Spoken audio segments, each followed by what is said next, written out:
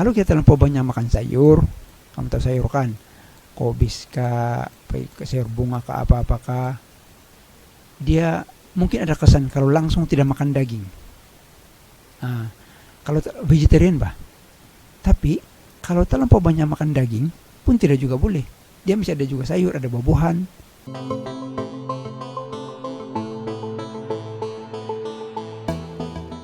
Halo guys, guys hari ini kita teruskan lagi kita punya cerita guys.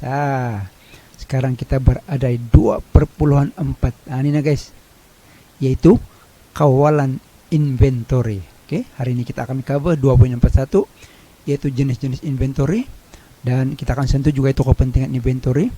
Kemudian kita akan pergi kepada 2.4.2, yaitu alat atau kaedah kawalan inventory. Oke, jom kita teruskan. Ini dia guys, 2.4 kawalan inventory. Oke, apa itu maksud kawalan inventory? Merujuk pada satu aktiviti menyimpan dan memastikan inventory stok bahan sentiasa ada apabila diperlukan. Oke, kalau kita sebuah syarikat tiba-tiba tiada supply bahan mentah, oke, matilah itu syarikat tuh guys. Oke, ini kepentingan dia lah. Oke, memastikan inventory sentiasa berada pada tahap optimum. Kalau katakan kamu menjalankan perniagaan restoran, ayam masih sentiasa ada, beras masih sentiasa ada. Bukan customer mau minta dulu, habis beras. Sakit guys. Oke, yang kedua ialah memastikan tiada pembajiran. Oke, jangan terlampau banyak itu stok ayam, nanti busuk, tidak akan makan karena buang saja. Jadi maksudnya akan mengawal supaya dia mengambil pembajiran. Jangan pula terlampau sedikit, itu lain lagi cerita dia. Memastikan proses penyediaan produk dalam proses pengeluaran dilakukan secara berterusan. Kalau ada bahan mentah selalu macam smooth saja kan, jadi pengeluaran pun tidak berhenti bah. Kadang-kadang kita akan pernah kan pergi makan di restoran, habis mie kuning kami. Itu contoh dia lah. Orang customer pun macam yang terpaksa order yang dia tidak suka. Itu contoh. Kan itu contoh kecil yang kedai makan. Coba kalau company besar, contohnya buat bangunan, habis simen, 1 hari cuti, terpaksa lah tangguh 1 hari kerja. Kadang-kadang bergaji itu. Oke, memastikan semua keperluan dalam pasaran dipenuhi. Sentiasa ada produk. Kalau katakan order kamu 5.000 unit 1 bulan, kalau itu berhenti 1-2 hari, mana boleh kasih kabar lagi itu yang jumlah yang dikehendaki itu. Jadi memastikan keperluan sentiasa dipenuhi. Ada saja itu stok, ada aja output ya. Memastikan risiko kecurian dan kerusakan. Ini paling penting juga lah. Cek itu stok ada sudah di tempat dia atau tidak. Itu dia punya bakalan itu ngam dengan dia punya kuantiti. Kecurian itu pernah berlaku itu. Menghilangkan pembajiran sumber. Macam tadi itulah.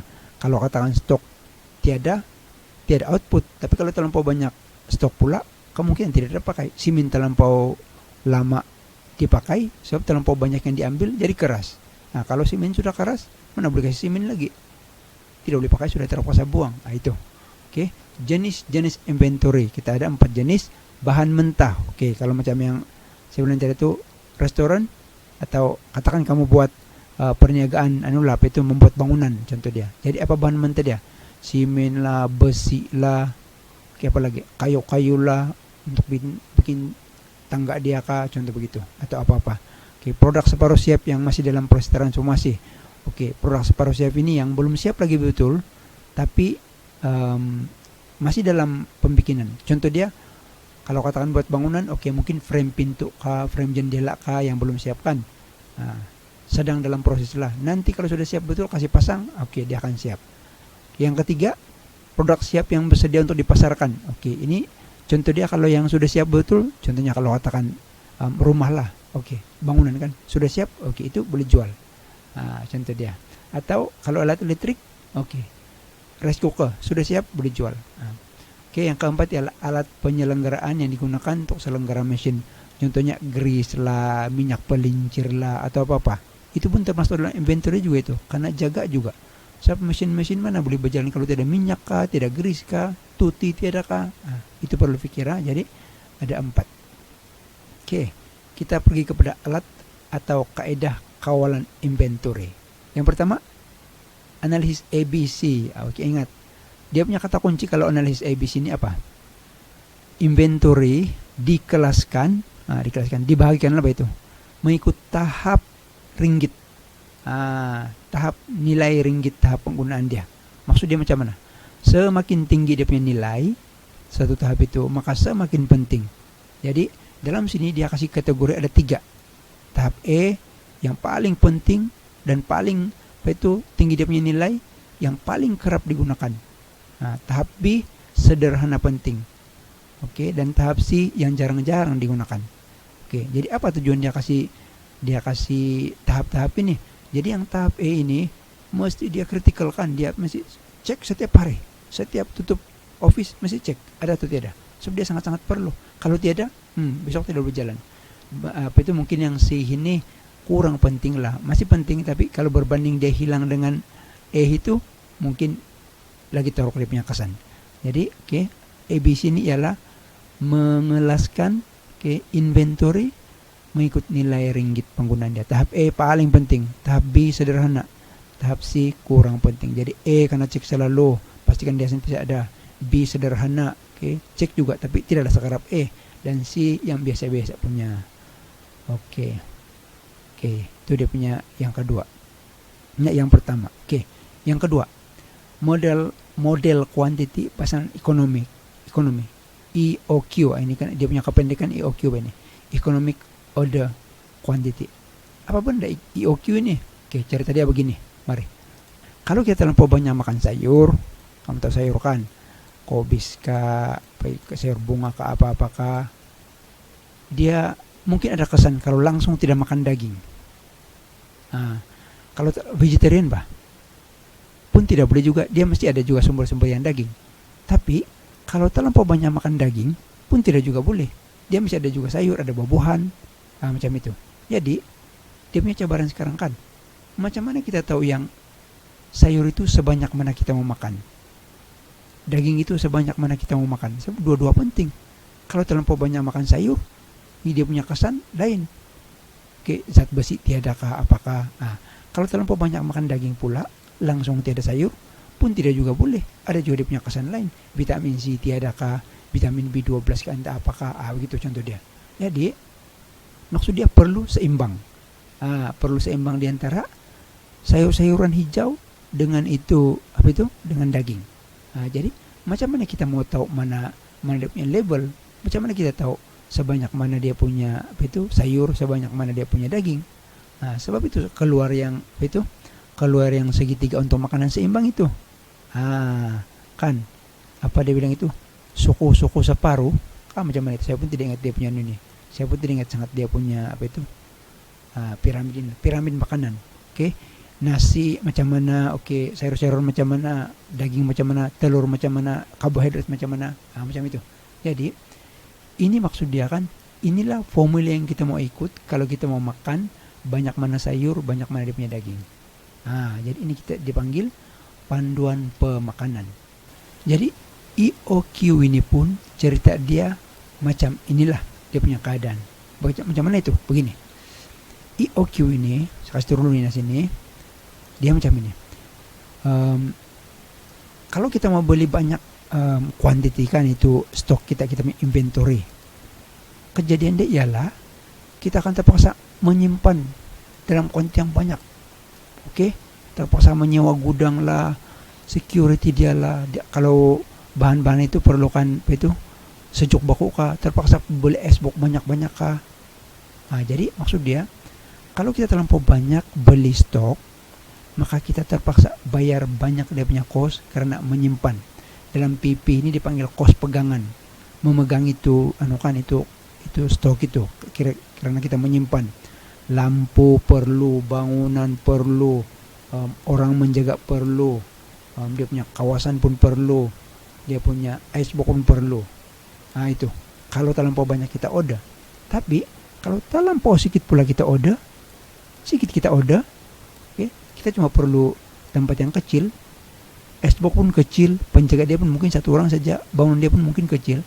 Tapi risiko dia ialah kalau kata itu stok tidak cukup, tiba-tiba ada permintaan dia punya output atau keluaran, macam mana kita mau cover itu? Maksud dia itu syarikat terpinga-pinga lah tidak stok. Jadi dilema apa ini? Dilema. Mau order banyak stok atau mau order sedikit stok? Saya tidak tahu. Mau makan banyak sayur kah? Banyak daging. Nah, jadi ada panduan dia nih makanan ini. Jadi yang ini pun, yang ini apa itu? Yang ini stok ini pun begitu. Kita tidak mau terlampau banyak order itu stok sampai susah menyimpan. Kos simpanan dia terlampau tinggi. Tapi tidak juga kita mau terlampau sedikit itu stok sampai nanti tidak cukup dia punya bekalan. Jadi apa yang menentukan dia banyak atau sedikit itu dipanggil EOQ. Oke. Jadi idea dia ialah EOQ ini ialah panduan untuk kita mau order seberapa banyak. Banyak ini atau sedikit ini. Jadi EOQ dia ialah yang keseimbangan punya quantity. Lebih kurang begitu dia punya idea. Jadi kalau kita tengok sini, oke. EOQ merujuk pada kaidah yang digunakan untuk menentukan kuantiti pesanan yang optimum. Optimum maksudnya yang ngam, yang sesuai. Jangan terlampau sedikit, jangan terlampau banyak. Sebab kalau terlampau banyak, bahaya, susah mau simpan. Tapi dia punya keburukan pula. Kalau katakan kita ambil sedikit-sedikit kan, macam saya bilang tadi kan, kalau kita ambil sedikit-sedikit, resiko dia ialah tidak cukup itu bakalan. Dan lagi satu, kalau kita balik-balik order, dia punya kos pesanan. Shipping cost itu pun tinggi. Jadi itu dipertimbangkan oleh EOQ. Maka EOQ ini ialah menentukan berapa yang perlu diorder, berapa banyak yang perlu diorder, berapa sedikit yang perlu diorder. Lebih kurang macam itu. Oke, nah nih. Jadi kos pesanan dia, kos simpanan dia, kita akan kira nanti. Oke, nanti dalam pengiraan, mungkin ini kita akan buat dalam satu video lain. Kita akan diberi pengiraan untuk mengira berapa nilai yang ngam untuk kita order. Tidak boleh terlampau banyak, tidak boleh terlampau sedikit. Oke. Jadi sekali lagi saya mau ulang, EOQ ini ialah quantity di mana quantity itu ngam kita mau order. Jangan terlampau banyak, jangan terlampau sedikit. Dia sedang-sedang berdasarkan berapa nanti pengiraan yang kita dapat. Ini nanti ada contoh pengiraan di sini. Nah ini contoh pengiraan, dia kasih lah berapa unit lah, berapa dia punya kos simpanan lah, kos dia punya pegangan kan. Lalu kita akan kira nanti, begini kita punya unit yang perlu dikira. Jadi ini ialah yang ngam, tidak terlampau banyak, tidak terlampau sedikit. Oke, jadi itu yang kedua, yaitu model quantity pesanan ekonomi. Jadi untuk hari ini saya bagi dia punya idea saja. Apa itu EOQ? Nanti dalam video yang lain kita akan belajar macam mana pengiraan dia. Itu yang kedua, alat yang kedua. Yang tadi ialah yang pertama ialah apa? Analisis ABC kan. Sekarang kita pergi yang kedua, yang ketiga yaitu titik pesanan semula. ROP ini macam ini. Reorder point kan, ini tadi itu titik pesanan semula atau reorder point maksudnya macam ini. Katakan jumlah stok kita, contoh saja lah. Jumlah stok kita keseluruhan adalah 1.000 unit. Stok kan 1.000 unit. Dan kalau habis dia akan jadi kosong lah kan. Jadi reorder point ini maksudnya ialah berapa quantity atau pada quantity berapakah yang tinggal untuk sesuai kita mau order. Itu maksudnya ROP ini. Saya bagi contoh. Takkanlah mau tunggu stok kosong dulu atau tinggal satu lagi baru order. Jadi tidak sesuai kan. Atau kita punya stok masih ada lagi 999. Mau order sudah, tidak sesuai. Jadi ROP ini ialah, dia ada pengiraan juga nih ya. ROP ini ialah mengenal pasti atau menentukan pada tahap berapa, bila masa dia punya, saya bagi contoh. Kita punya stok sekarang tinggal 520. Ngam sudah nih, kita mau kasih reorder balik sudah, supaya tidak terlampau habis. Begitu. Jadi reorder point ini maksudnya ialah menentukan bila masa atau berapa kuantiti yang sesuai untuk kita mau order sudah. Kita tengok stok penuh 1.000, kurang 520 sudah. Boleh sudah. Ngam sudah masa untuk order. Sebab tinggal dia punya stok tinggal 520. Begitu maksud dia reorder point ini. Ini nah. Reorder point merujuk kepada keputusan untuk menentukan masa yang sesuai untuk memesan semula inventory dalam suatu kuantiti tertentu. Macam cakap tadi lah kan. katakan full stok 1.000. Oke, bila masa kita mau beli? Nanti kalau baru turun sedikit sudah beli, susah pula sebab nanti kos pegangan dia tinggi. Oke, tapi kalau terlampau sedikit sudah nanti baru order, tidak sempat. Jadi itu saya bilang tadi, ROP ini ialah menentukan bila masa yang sesuai, bila berapa kuantiti yang sesuai untuk kita mau order balik, supaya tidak terputus itu bakalan. Oke, dalam pengurusan dia bilang sini, inventory, pengurus operasi mesti membuat keputusan mengenai bilakah masa. Oke, jadi ada macam mana dia? Ada pengiraan semua nanti nih. Nah, oke. Yang seterusnya ialah yang keempat. Oh ya, nanti ini kita buat pengiraan lain ini. Dalam video yang akan datang kita ada contoh. Oke, hari ini saya mau bagi idea dulu. Apa itu alat kawalan inventory semua ini? Oke. Yang seterusnya ialah sistem tepat pada waktu. Dari dia punya nama pun kita sudah nampakkan. Sistem tepat pada waktu, just in time, JIT. Maksud dia ialah merujuk kepada satu sistem inventory SIFAR, yaitu memastikan pembekal perlu menghantar bakal inventory pada pelanggan atau organisasi tepat pada masa yang diperlukan. Ini ide gila ini guys. Maksud dia kan, dia bilang bila kita mau itu stok baru kita order dan sampai. Oh iya. Apa tujuan dia ini? Ini untuk mengurangkan dia punya kos menyimpan itu, kos pegangan itu. Tapi bahaya. JIT ini kan dia memang bagus sebab dia tidak payah menyimpan tapi resiko dia sangat-sangat tinggi lah. Oke, ini objektif dia mengurangkan kos menyimpan, menghilangkan pembaziran. Sebab mana yang kita mau itu yang akan antar, dan yang lain-lain punya objektif ini. Oke, jadi itu ialah JIT. JIT ini kalau kamu tinggal betul kan macam yang tidak berapa logik, tapi dia amalkan ini ya. Di negara-negara maju dia amalkan ini. Yang itu stok dia perlu dulu baru dia minta. Itu.